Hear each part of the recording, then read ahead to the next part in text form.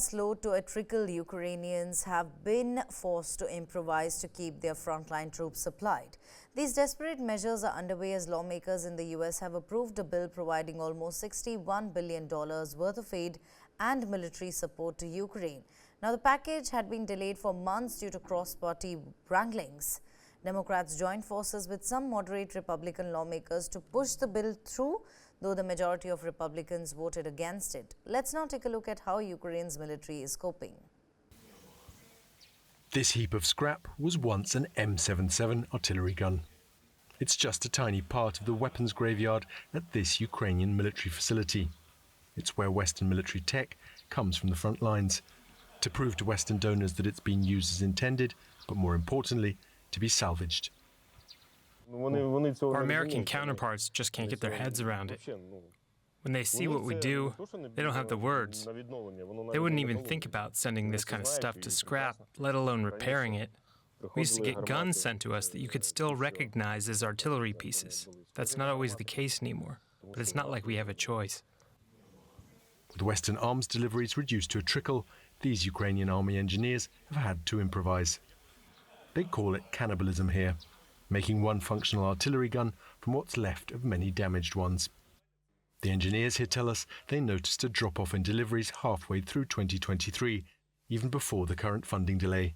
Back then, initial Western stockpiles were exhausted after a year of war, but new production had still not caught up. Workers here are essentially putting together puzzles of different parts every single day, some new, some salvaged, and some improvised. They come in with shrapnel injuries, but we managed to get them healthy again. You could think you were speaking to a doctor, but the fighting at the front lines is so intense that this man's patients are often back in the repair shop within weeks. I've had situations where the same gun comes back to me with fresh damage, 2, 3, or even 4 times. This one's almost finished, and it's ready to go back to the front lines. But there's only so much that cannibalizing damaged equipment can do. That's where unexpected solutions come in. This was stripped from a commercial digger. It's not an improved solution in the gun's manual, but it works. Ukrainian firms are now also producing many of the simpler spares. We don't need American-built screws and rubber seals. We can do all that ourselves. What we need are the big parts we can't make ourselves. If we don't get them, I guess we'll find a way. We'll put something together out of the scraps we have. But it's going to cost us time.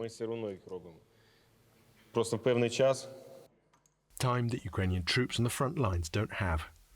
Russia is already taking advantage of Ukraine's declining firepower to push forward. If US aid is held up any longer, many here in Ukraine worry that the slow retreat of recent months could soon turn into a rout.